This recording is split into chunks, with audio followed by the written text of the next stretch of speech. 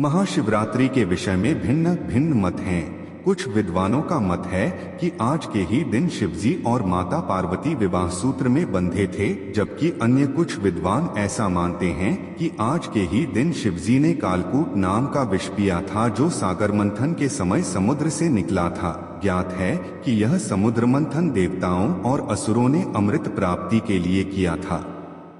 एक शिकारी की कथा भी इस त्योहार के साथ जुड़ी हुई है कि कैसे उसके अनजाने में की गई पूजा से प्रसन्न होकर भगवान शिव ने उस पर अपनी असीम कृपा की थी।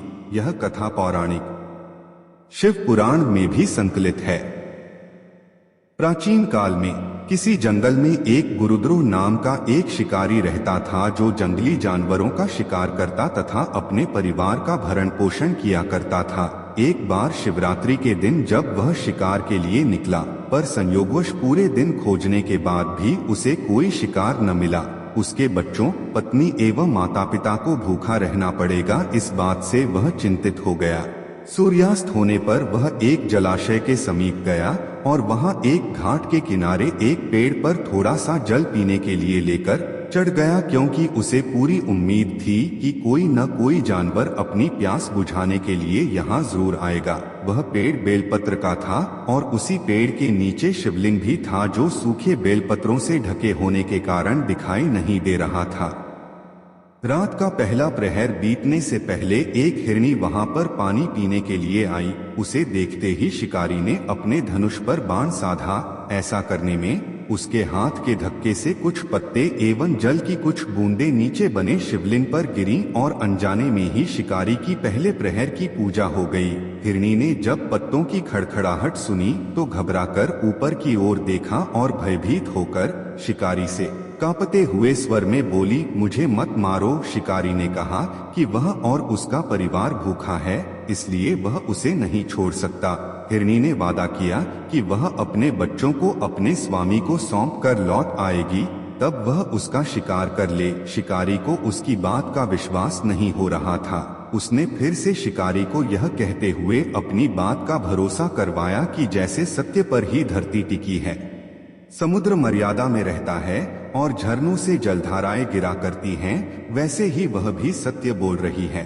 क्रूर होने के बावजूद भी शिकारी को उस पर दया आ गई और उसने जल्दी लौटना कहकर उस हिरनी को जाने दिया।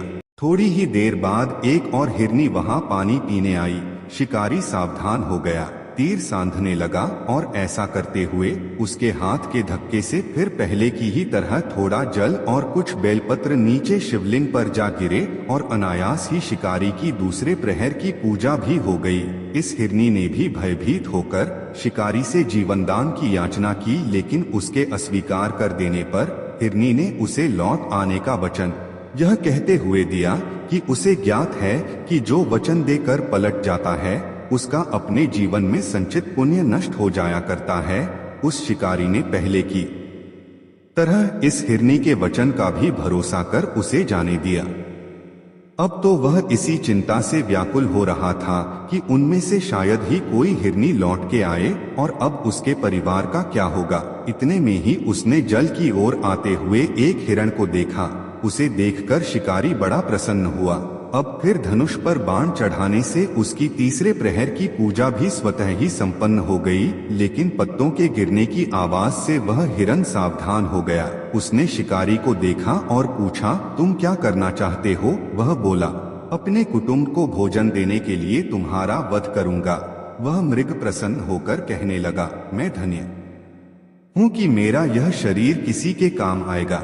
परोपकार से मेरा जीवन सफल हो जाएगा, पर कृपया कर अभी मुझे जाने दो ताकि मैं अपने बच्चों को उनकी माता के हाथ में सौंपकर और उन सबको धीरज बंधाकर यहाँ लौट आऊं। शिकारी का हृदय उसके पापपुंज नष्ट हो जाने से अब तक शुद्ध हो गया था, इसलिए वह विनयपूर्वक बोला, जो यहाँ आए सभी बातें बनाकर चले गए और अभी तक नहीं लौटे।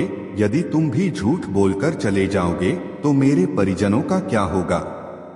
अब हिरन ने यह कहते हुए उसे अपने सत्य बोलने का भरोसा दिलवाया कि यदि वह लौटकर न आए तो उसे वह पाप लगे जो उसे लगा करता है। जो सामर्थ्य रहते हुए भी दूसरे का उपकार नहीं करता, शिकारी ने उसे भी यह कहकर जाने दिया कि शीघ्र लौट आना। रात्रि का अंतिम प्रहर शुरू होते ही उस शिकारी के हर्ष की सीमा न थी, क्योंकि उसने उन सब हिरन हिरनियों को अपने बच्चों सहित एक साथ आते देख लिया था। उन्हें देखते ही उसने अपने धनुष पर बाण रखा और पहले की ही तरह उसकी चौथे प्रहर की भी शिव पूजा संपन्न हो गई। अब उस शिकारी के शिव कृपा से सभी पाप भस्म हो गए, इसलिए वह सोचने लगाओ, ये पशु धन्य हैं जो ज्ञानहीन होकर भी अपने शरीर से परोपकार करना चाहते हैं, लेकिन धिक्कार है मेरे जीवन को कि मैं अनेक प्रकार के कुकृत्यों से अपने परिवार का पालन करता रहा। अब उसने अपना बाण रोक लिया तथा मृगों से कहा कि वे सब धन्य हैं तथा उन्हें वापस जाने दिया। उसके ऐसा करने पर भगवान शंकर ने प्रसन्न होकर तत्काल उसे अपने दिव्य स्वरूप का दर्शन करवाया तथा उसे सुख समृद्धि का वरदान देकर गुह नाम प्रदान किया। मित्रों, यही वह गुह था जिसके साथ भगवान श्री राम ने मित्रता की थी।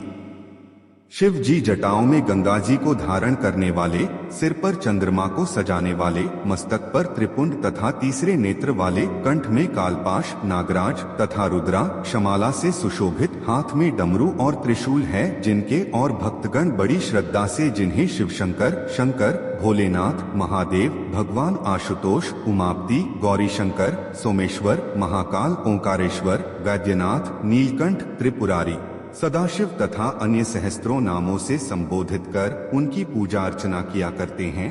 ऐसे भगवान शिव एवं शिवा हम सबके चिंतन को सदासदैव सकारात्मक बनाएं एवं सबकी मनोकामनाएं पूरी करें।